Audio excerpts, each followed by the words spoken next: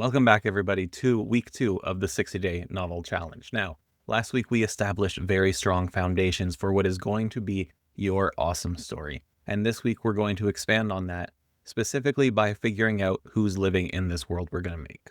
This week we're going to dive deep into characters, and we're going to talk about your cast, their backstory, their relationships, their goals. We're going to talk about tropes and archetypes. We have a lot to cover this week, and this is probably the biggest week of the first 4 weeks of this challenge. So strap in, take this video in pieces if you need to, do the exercises that are in week 2 of your template, and we're just going to get into it. But before we do, just a quick reminder that if you haven't joined the 60-day novel challenge yet, you can do that over at w.com or use the link down below in the description. There you can join a community of people doing this challenge as well, of authors just like you, and you'll get access to our awesome template. That includes all the exercises that we talk about in this video, bonus resources, like hundreds of resources, and sets you up for success when it comes to planning and writing a novel in just 60 days. So the first thing we need to understand is what exactly a character is, what they do, and what they enable us to do in our story. We're not going to get into college or university level theory here. We're going to make it nice and simple so that you can get these ideas in your head and just start working on your outline. When it comes to characters, we have 3 different types. We have your primary or your main character, and this is your protagonist or your protagonists if you're writing a story with multiple. A protagonist is defined by the story centering on them. Their journey is the story and everything else supports it.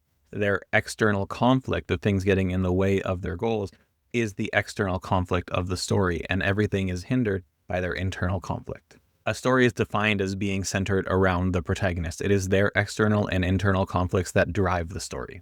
But of course, we can't have a book with just one character. You probably can. I don't want to hear it down in the comments if you read a book like that. We're focusing on what we should be doing. And that brings us to secondary characters. Now, secondary characters is an umbrella term that includes antagonists, love interests, mentors, rivals, friends, enemies. Secondary characters are fleshed out. They have substance. They might have a backstory. They have goals and motivations. They have relationships and quirks and talents and skills. And they vary in how fleshed out they are. Some of them are going to be a lot more developed than others. Some will only appear in a couple of scenes. Others will be in almost every chapter. And to that end, some secondary characters may have their own subplots or arcs associated with them. And then we have tertiary characters or minor characters. And these characters show up once or twice. They don't have a lot of substance to them. They're there to play a certain role. And that role might be information. It might be texture to your world. It might be comic relief. And one of my favorite minor or tertiary characters to point out is the cabbage vendor in Avatar: The Last Airbender. If you have ideas for tertiary characters that you are going to need, you can go ahead and jot them down now. Otherwise, these will probably pop up when and if you need them. Okay, why do we care about this classification at all? Well, first, it allows us to understand who plays what role in the story. The protagonist, it is their story. The story revolves around them. Secondary characters support or hinder the protagonist in some way. And then tertiary characters come in and they play that very specific role. They are very one-dimensional, but important if you include them, and then they're just gone. The key thing to remember is that everything serves the protagonist's journey. Even things that happen off screen will have some kind of effect on the protagonist's plot. Now, before I explain the homework tied to this part of the video, let's quickly talk about archetypes and tropes. Now listen, archetypes and tropes are not dirty words. They can be very important tools in our writing toolkit. And both of these are very useful in doing a lot of work in a short amount of time. Let me explain. An archetype is a set of deeper psychological traits that people can recognize in an instant, and it really shares who this character is deep down inside without having to explain it through pages and pages of exposition. There are different types of archetypes, like the sage, the orphan, the magician, the outlaw, the hero. We have a whole list of them and articles diving into each one in the template in the additional resources. The nice thing about archetypes is that readers just get them. They understand who this character is pretty quickly after meeting them. Tropes are kind of the same, but they are less a collection of this deep psychological set of traits and more an instantly recognizable, probably more shallow set of traits that you then have to sculpt and mold yourself. Things like the dark and brooding prince, or the sassy best friend, or the wise mentor. We've seen these kinds of characters before, and so it's easy for a reader to understand what role they're supposed to play. Then it's on you to make them your own. Now, for your first set of homework for this week, we're keeping it nice and simple. go ahead, go over to your template. In step 1, under week 2, you're going to find some space to fill out who your protagonist is, or protagonists if you have multiple, who your secondary characters are, and if you know any, who your tertiary characters are. Then under that, you're going to find some space to list tropes and archetypes that you want to use potentially, and tropes and archetypes that you want to avoid like the plague. There are no right or wrong answers for that one. It's really personal preference and what you want to use in your story. And if you want some bonus points, you can click the 3 dots next to character in the left nav pane of Dabble, and you can add from templates the best ever character template. So we're going to be building on that as we go through this week. You can do that specifically for your protagonist, your antagonist, important secondary characters. You won't really need something so detailed for tertiary characters or most secondary characters, to be honest. Now for step 2 this week, we're going to talk about very, very important elements to character development, and that's backstory, goals, and motivation. First, let's figure out why these are important, specifically the goals and motivation factor, and then we'll circle back to backstory. See, a story, especially if you're writing something like an epic fantasy, a sci-fi adventure, a thrilling thriller, action adventure, archaeology mission, or what have you. If you're writing something with high stakes, and spoiler, every story has high stakes involved, then your plot is only going to make sense when the motivation your protagonist has to reach their goals is stronger than the risks that they face. Let that sink in for a second, because it sounds like a lot of words jumbled together, but really when you boil it down, it all makes sense. Why they are trying to do something has to be more important than the dangers they're facing along the way. That means they're facing the orcs because they have to save the world and everybody they love. They are risking heartbreak again because they want to find love. They are putting themselves in harm's way because they want to be a role model for their kids and make sure their kids have a great future ahead of them. Whatever the situation is, the motivations have to make sense for that goal to feel realistic. Because I don't know about you, but it would take a lot for me to face an army of orcs or a serial killer or bare my heart to the world. So where does backstory fall into all of this? Well, backstory is such an important part of character because it informs both the goals and motivations a character has. Okay, there are 2 big parts of a backstory that are very important for us storytellers. The first is what I call the big hurt. Other people call it the ghost or the shard of glass, but it is this traumatic, informative event in their backstory. It's something terrible that happens to them that they maybe don't even understand themselves, and it creates something that's called the lie. Now, the lie is the second part that's very important in a backstory and comes directly from the big hurt. It is a flawed philosophy that the character holds true and believes to be an absolute truth. What makes the lie so powerful is that it's believed to be true to protect them from the big hurt happening again. My go-to example is if a character was left at the altar on their wedding day, then they develop this lie that says, okay, love isn't worth it. And so they go through the rest of their life thinking that, and they never go on dates again. And if someone expresses an interest in them, they reject them, all because they know that love is not worth it. And I think you might be seeing where we're going with this, because in that situation, their story would be about finding love. It would be about somebody coming into their life and friends around them and family around them constantly testing this lie. And their arc would be holding on to the lie until it's finally broken and they see the truth at the end and they find love again. This 1-2 combo of the big hurt and the lie explains why the character has the goals and motivations that they have when the story starts or when they face the inciting incident. It also allows you to raise the emotional stakes as we progress through the story. There is a lot more detail you can add to a backstory as well, and you probably want to with your protagonist and maybe some important secondary characters.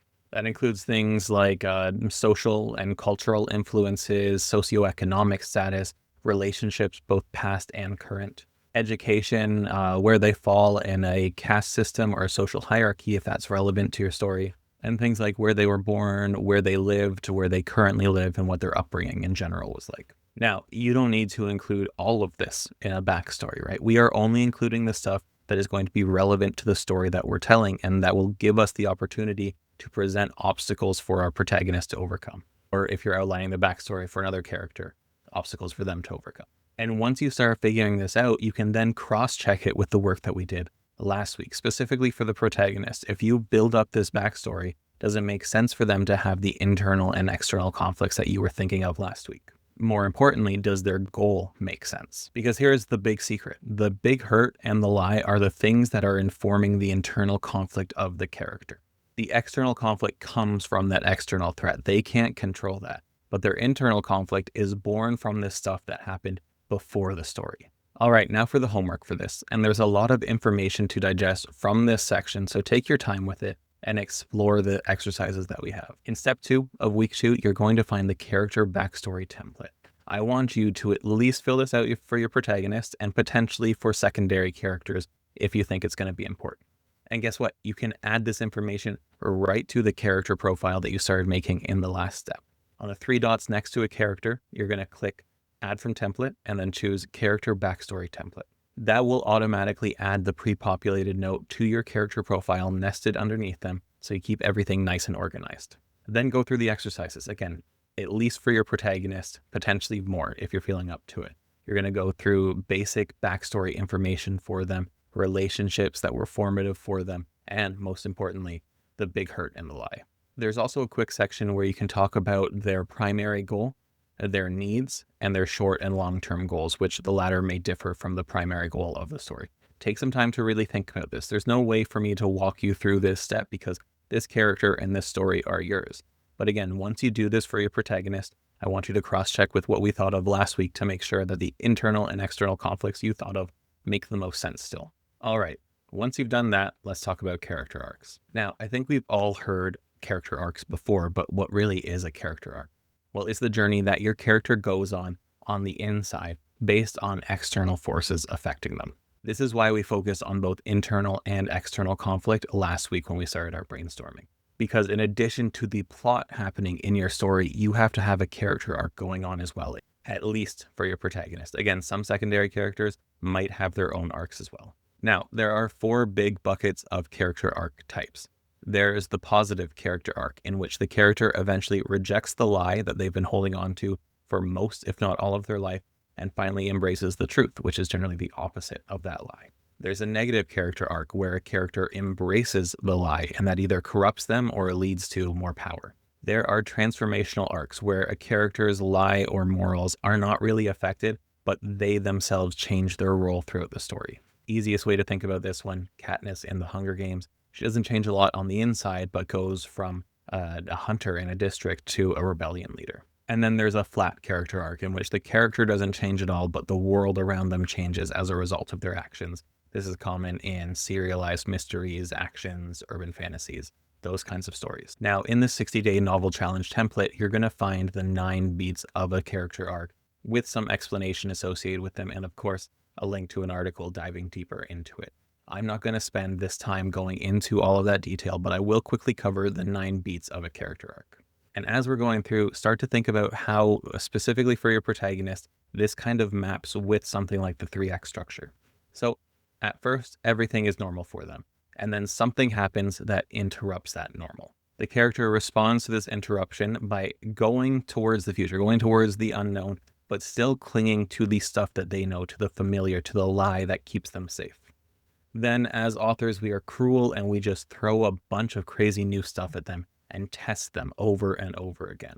Then just when they're starting to get a handle on things, we completely flip them upside down, give them the worst moment of their journey so far. Following that, we let the character do the boldest thing they've ever done. Take this big step forward. They're starting to loosen the bounds the lie has on them and make true progress. But of course, we're authors, we're mean, so target their weak spots again. Let them blow it one last time before they're finally put in this situation where they have to change or die.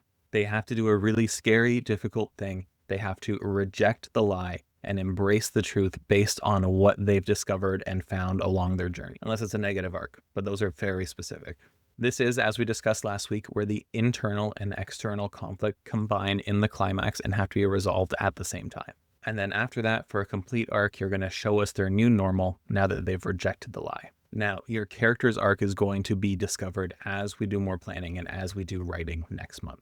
But it does not hurt to do some thinking about it now, especially if you have some ideas in mind of what journey you want them to go on and how it relates to your story. And I'm not just saying this to make you do more planning, right? The more you think about this, the more you can entwine their internal conflict into the story itself and make your plot all the more satisfying, all the more important. And of course, that makes it all the more engaging and fun for the reader. All right, quick homework for character arcs. I don't want you to map out the 9 beats if you don't want to. You are allowed to do that. I can't stop you. Instead, I want you to craft a 4-part character arc summary. And what are those 4 parts? Well, number 1, who are they? I'm talking about who are they at the beginning of the story. Who is this character before anything in your story happens to them? Then what pushes them? What is the thing that shoves them out of that ordinary world? And why is it important enough for them to go? They're going to face a lot of challenges, but the 3rd part is their biggest challenge. What is the biggest obstacle you're going to throw their way? If you're thinking about the beats from last week, this is going to line up with the climax. This is where they are really tested and they have to overcome the biggest hurdle in the story. And as such, it's ideally tied to their lie. And then to wrap up the 4-parter, who do they become at the end of the story? Once you've done all that, again, make sure everything's vibing with what we did last week and what you've done already this week. And then we have one more step to move on to. Okay, step 4 this week is to think all about relationship. Relationships are criminally underrated, especially by new writers, because they are so important. Think about your life for a second. Think about all the relationships, good and bad, familial, friends, romantic, antagonistic, that you've had and how they've shaped you. Have there been any relationships in your life that have not shaped you in some way? The words that you use, the tone of voice that you use, your sense of humor, your morals, your ethics, these are all defined by relationships that we've had. And because fictional people are just concentrated, exaggerated versions of real people, we need to make sure we understand their relationships and, more importantly, the impact those relationships have on them. For our character, these relationships will shape the way that they approach choices in their life, will shape the way that they approach reasoning and logic and values. They might be the source of fears, or they might be tied to fears directly. But most importantly, and I know I'm drilling in on this hard, but it is so critical that you get this. Relationships are great sources to scratch at or bolster the lie. If it hasn't become clear yet, the lie is so important in character development. And so when you're thinking about new things to add on to your character when it comes to relationships or conflicts or skills or obstacles, always think about the lie. Always think about how it's being tested, about how they cling to it, about how things push them farther from it and towards the truth. Now, the actual types of relationships are less important than the impact those relationships have on the character. And that's the driving force behind the relationship mapping template included in your 60-day novel challenge template. This is the only exercise in this step, and really it is the most important part of this step, that you just go through and you think about the ways that relationships have affected the character. To that end, you have a 2-part to this homework. And before I explain them, let me just say you're going to be doing this for your protagonist. You can do it for your secondary characters as well if you have the time, but protagonist is mandatory. So you're going to list the primary and secondary relationships of the protagonist. Truthfully, this is more just about vibes, but primary relationships are the most important ones. They're the closest ones. They're the ones that show up more often than others. Secondary relationships are usually tied to lesser secondary characters or tertiary characters. So take some time. For primary relationships, you're looking at allies, mentors, love interests, friends, enemies, rivals, those kinds of things. Take a few moments to just figure out what relationships your protagonist has. This will be expanded upon. You will write surprise characters as you're going through your novel that will have relationships with the protagonist that you can revisit and map out if you want. Then for each primary relationship or major relationship, you're going to go through and really map them out using the exercise. That includes the nature or status of the relationship, the history of it, the strengths and weaknesses of the relationship or the bond that those two share. Very important, it includes the goals that each character has in that relationship, any major moments or turning points that have happened or are going to happen, and ultimately how this relationship ends up once the story is completed. And remember, as you're going through, think about ways that these relationships pick at or bolster the lie. Do they reinforce this sense of security that the character needs, even if it holds them back? Or does it push them closer and closer to understanding the truth and rejecting the lie? You'll find the relationship mapping template under templates in your 60-day novel challenge project, and you can add it to a character profile again by clicking the 3 dots next to the character profile itself, clicking add from template, and then choosing the relationship mapping template. Again, do this for the protagonist, mandatory, and then if you have time and the inclination, go ahead and do it for important secondary characters as well. Now that's a lot of work, okay? And if you've been following along, if you've been pausing and doing the work, or if you're going and doing all these exercises throughout the week, then first give yourself a pat on the back for actually taking the steps to do something to make your novel possible. Then I want you to take all of these exercises, all of this information that you've created, and consolidate it into your character profiles. It's very easy with nesting in Dabble to do this. If you're not using Dabble, make sure you keep it all in one place that's easy to access. We're going to be referencing this information a lot in the next couple of weeks, and especially while you're writing. Also, feel free to, in the main part of the character profile, just include a snapshot of the stuff that we went through. The top 2 relationships, the big hurt and the lie, some of their strengths that have been derived from the backstory and some of their weaknesses as well. What their arc is, and a quick summary of it, that 4-sentence summary. And like I said before, we have the best ever character template available. In those templates that you can add to a character profile, you can take this information, use it as inspiration to fill out even more of those traits, get a better understanding of your character.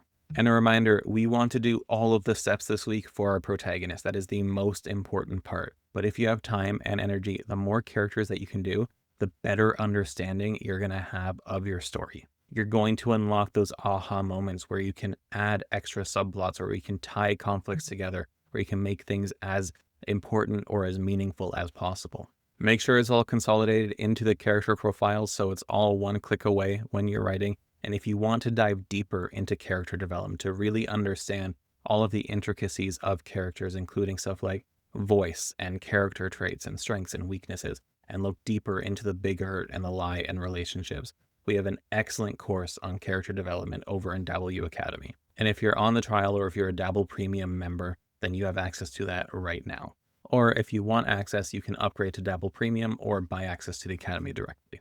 All of that is down below in the description for you to access. So have fun this week. This is a lot of work, I know, but it's still a very exciting time. You are bringing together this cast of characters to make your story real, to journey through your story and make it important and meaningful and impactful. And get to know these characters really well, because next week we're talking conflict and how to make their lives absolutely horrible. I'll see you there.